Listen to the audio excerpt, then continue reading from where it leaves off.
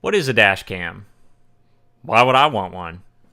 What are the differences between them and what kind of things can they do? How do they work?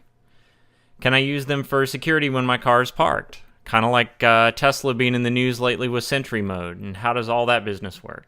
Well, let's get to answering those questions right now.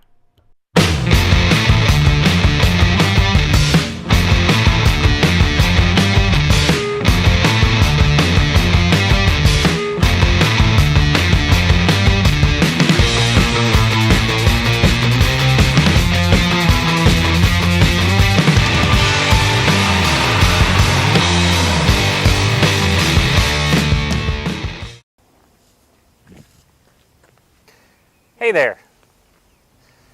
So you're thinking about a dash cam, are you? Well, today's your lucky day, because I am going to take you through a couple things to look for, some features that you may or may not know about that you could want, and the different kinds of dash cams available. So stay tuned, and we're going to start our video inside the car. I'll see you there.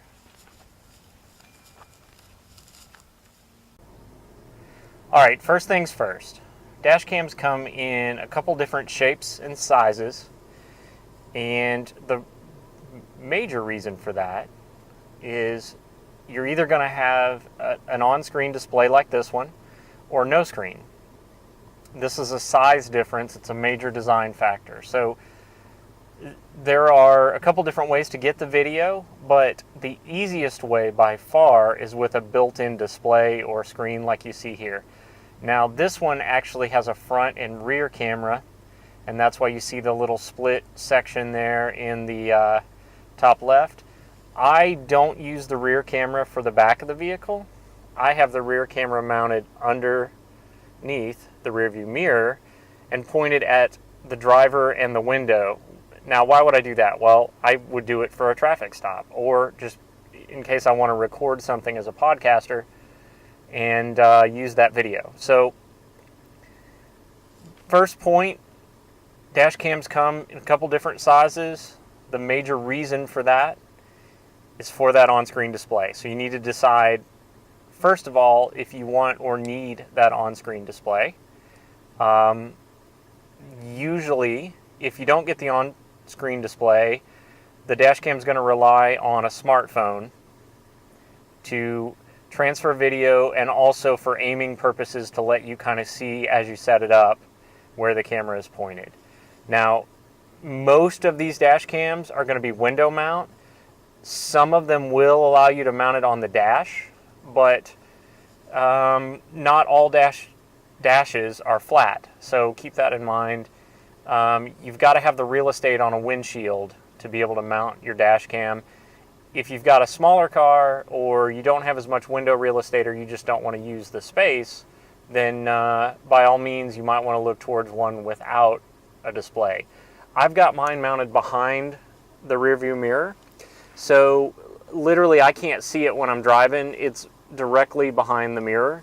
It's also almost directly in the center of the vehicle, which is a pretty good position to get the most view out of a viewing angle. So that was my choice, but you can really put these things anywhere. You do need to take into consideration power for them. I used a direct wire kit, and what I did is I routed it through the headliner, down the jamb there, and into the fuse box underneath. But they do make them with cigarette adapters as well. And you just need to plan that out first, right? So how am I going to get power to my dash cam? If you don't need the cigarette plug, for example, phone charging, you can go ahead and use that. But if you're the kind of person that always has something jammed in there like me, I chose to do a direct wire, which if you've ever worked with automotive electrical before, it's not too bad. Now, another consideration to think about with these guys is something that's called bump mode, or away mode, or impact mode, or something like that. And essentially what that means is that the thing has a battery in it, and when you turn the power off, like I'm about to do here, you'll still, even though the camera is off, if it detects sudden movement or an impact or a jolt, it will record. And that would come into play, for example, like on a hit and run, or if you're in a parking lot and somebody backs into your car, you've got the capability to have a recording there. Here's something else to consider when looking at a dash cam unit. Some of them have GPS capability, some of them don't.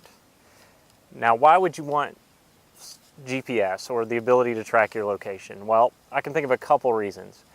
Sometimes having that location information can be just as important as the actual pictures. And as an example, a few years back, I was in an accident where someone went straight in a left turn only lane, and I was also in a left turn only lane.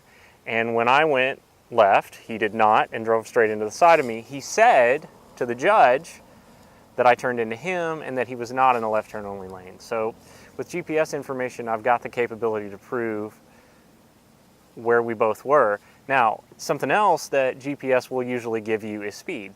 So in the event that you're accused of speeding or accused by a traffic camera of doing something that you weren't, you would typically have the data time-stamped and location stamped on that video that would factually prove what the truth is. All right, so like we talked about earlier, some of these dash cams are going to require you, if they don't have an on-screen display, they're going to require you to have a smartphone to pair it with. And just make sure that you think through whether that's okay for you or not before you buy one. I prefer to have something that's completely independent, that doesn't require an additional device, because I may be in a situation where, for example, I don't have my phone with me, or I just don't want to mess around with having to hook that thing up, or maybe I want to play music on my phone and it's kind of constantly switching in back and forth between apps, and it's distracting and it's more of a hindrance. So that may not be a big deal to you. It was a factor to me, and that's why I chose a standalone unit with its own display, with a built-in camera card that I could eject and put into a computer. And again, those are just details that were specific to my needs. Your mileage may vary, but those typically are differentiating factors between dash cams that have a built-in display and ones that do not. One other thing we'll talk about here is I give you a shot of my rear-facing camera. Now, again, I chose to mount this thing to my rear view mirror. It was intended or designed to be mounted at the back window of the vehicle, and it came with enough cable to do that. But I wanted the ability to record while I was driving, and also traffic stops, right? So having this camera pointed at the window and having the ability to record conversations just seemed invaluable to me. There are plenty of examples online. You can search YouTube, you can search anywhere for police stops where there were facts that perhaps were exaggerated upon by the reporting officer. Not saying that police are bad or anything like that. I'm just saying it's always good to have the facts on whatever happens at your disposal. They're recording things on their end. You have the right to do the same in most cases. So why not, right? There's no law that says you have to use it, but it could come in handy. Another feature to consider is night vision capability. So if you do a lot of night driving, or you're concerned about having the ability to record your drive at night or after dark, then you need to pick a camera that has that ability. Now, that is typically going to add to the cost of the camera because it's got some extra lens capabilities that it's using to shift to a night vision mode. But you need to look into that. Don't just assume that every camera is going to record both day and night. Many do not do a good job after dark. So if that's a factor for you, if you do a lot of night driving, make sure you take that into account.